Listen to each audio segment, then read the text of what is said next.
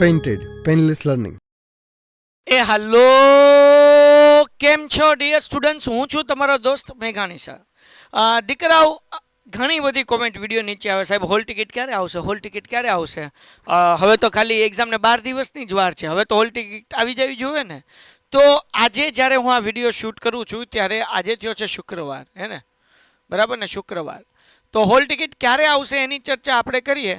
તો હવે છે કે નહીં, મોડામાં મોડી હોલ ટિકિટ જે છે, મોડામાં મોડીની વાત કરું, એ મંગળવાર સુધી આવશે. આવતીકાલે કદાચ મને એવું લાગે કે નોટિફિકેશન આવી જાય કે શનિવારે હોલ ટિકિટ જે છે, કારણ કે હોલ ટિકિટ પહેલાં શું થતું હતું, પહેલાં હોલ ટિકિટ બહુ જલ્દી આવી જતી હતી. એનું રીઝન એવું હતું કે પહેલાં બોર્ડમાંથી હોલ ટિકિટની કોપી આવતી, હે ને, અને પછી જે છે એ ગાંધીનગરથી બધી સ્કૂલોને જાતું, સ્કૂલ સુધી પહોંચે. એમાં તે તમને ખબર કે પોસ્ટથી આવતી હોય તો સમય વધારે લાગે, એટલે બોર્ડવાળા એવો સમય રાખીને વહેલાસર હોલ ટિકિટ આપતા. પણ હવે કોવિડ પછી બધું ડિજિટલાઇઝ થઈ ગયું છે. હવે હોલ ટિકિટ ડાયરેક્ટ શું હોય, આપણી સ્કૂલના પોર્ટલ ઉપર ડાયરેક્ટ આવી જાય, બરાબર. એટલે આચાર્ય જેમ આપણું એકમ કસોટીનું પેપર કાઢી શકે, એવી જ રીતના તમારી હોલ ટિકિટ ડાઉનલોડ કરી નાખે અને સ્કૂલમાંથી જ પ્રિન્ટ આપી દે, એટલે વાર ન લાગે. ખ્યાલ આવે ને, જે કંઈ સુધારો હોય ફટાફટ એપ્લિકેશન કરે ત્યાંથી થઈ જાય. એટલે બહુ હવે પ્રોસેસ જે છે એ ઝડપી થઈ ગઈ છે, ડિજિટલ જમાનો આવી ગયો છે. તો આજે શુક્રવાર થઈ ગયો છે ઓલરેડી, એટલે આમ સમજો કે મોડામાં મોડું શનિવારે કદાચ, એટલે કે આવતીકાલે અથવા લેટમાં લેટ મંગળવાર સુધીમાં આપણા આગળ હોલ ટિકિટ આવી જશે, બરાબર ને, લેટમાં લેટ મંગળવાર, બરાબર. પછી જોઈએ, કદાચ બુધવાર ન થાય, કારણ કે 10 દિવસની જ વાર રહે. એટલે મને એવું લાગે છે કે મોડા મોડી મંગળવાર સુધીમાં હોલ ટિકિટ આપણી પાસે આવી જવી જોઈએ. હવે એમાં આપણે વિચારવું કે હોલ ટિકિટ ક્યારે આવશે, ક્યારે આવશે, ક્યારે આવશે, એમાં સમય બગાડવા કરતાં આપણે એના ઉપર ફોકસ કરીએ કે હવે એક્ઝામને માત્ર 12 દિવસ બાકી હોય તો હું કેવી રીતના તૈયારી કરું તો મારું સરસ મજાનું રિઝલ્ટ આવે, એના ઉપર આપણે વધારે ફોકસ કરીએ. પણ હવે આ વિડીયો એટલા માટે ઉતારવો પડ્યો, આટલી બધી કોમેન્ટ હતી કે મને એમ થયું કે હું વિડીયો ઉતારી નાખું.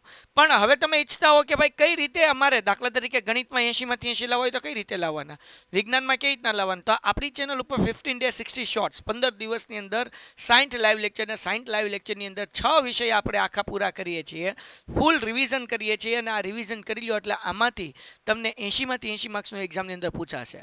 લે સાહેબ, તમે કેવું કહ્યું, 80માંથી 80 થોડું પૂછાય?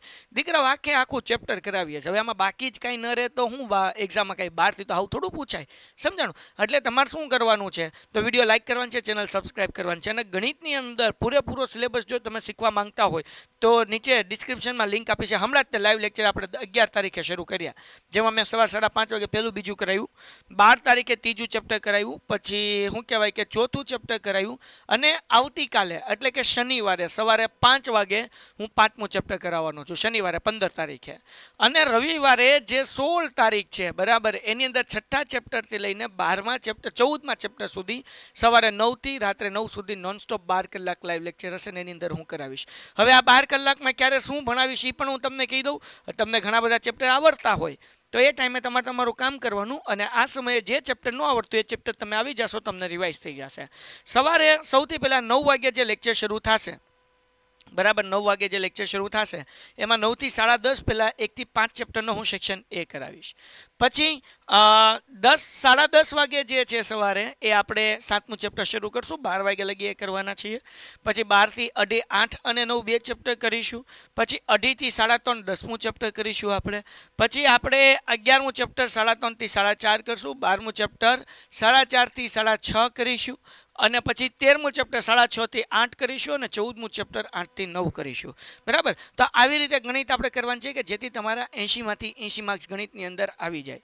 આ નોન સ્ટોપ લાઈવ 12 કલાકના લેક્ચરની ખબર તમારા મિત્રોને નથી, એ લોકોને શેર કરો, એમને કહો કે ભાઈ તું આવી જા તો ગણિતમાં તારું કામ થઈ જશે. અને અગાઉ જે 3 લેક્ચર વ્યા ગયા છે, અહીંયા 3 લેક્ચર, એની લિંક નીચે ડિસ્ક્રિપ્શનમાં આપેલી છે પ્લેલિસ્ટની, ત્યાંથી તમે મેળવી શકશો. ડન છે ને? વાત રહી હોલ ટિકિટની, તો હોલ ટિકિટ ક્યારે આવી જશે?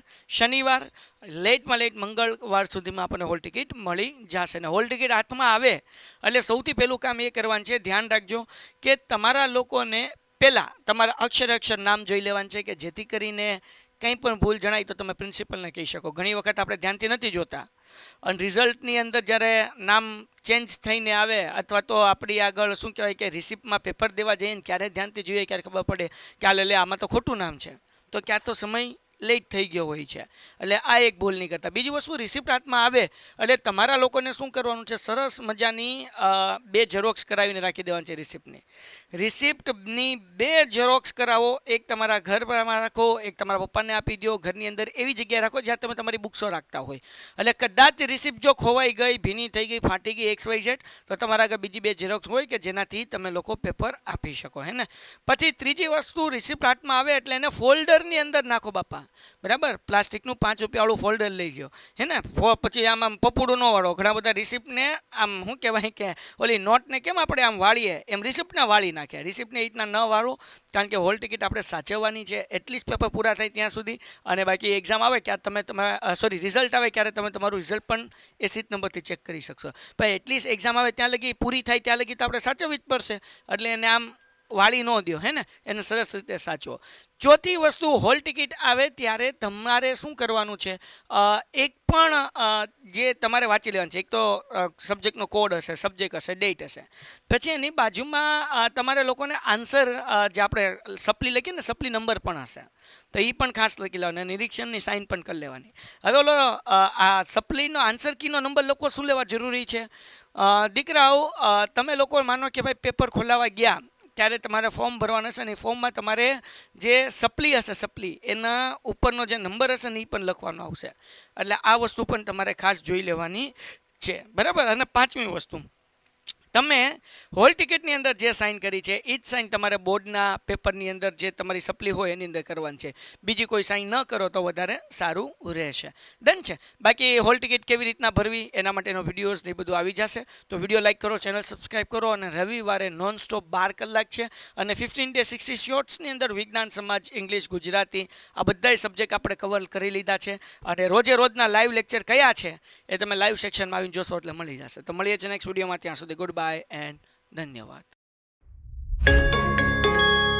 Painted Painless Learning.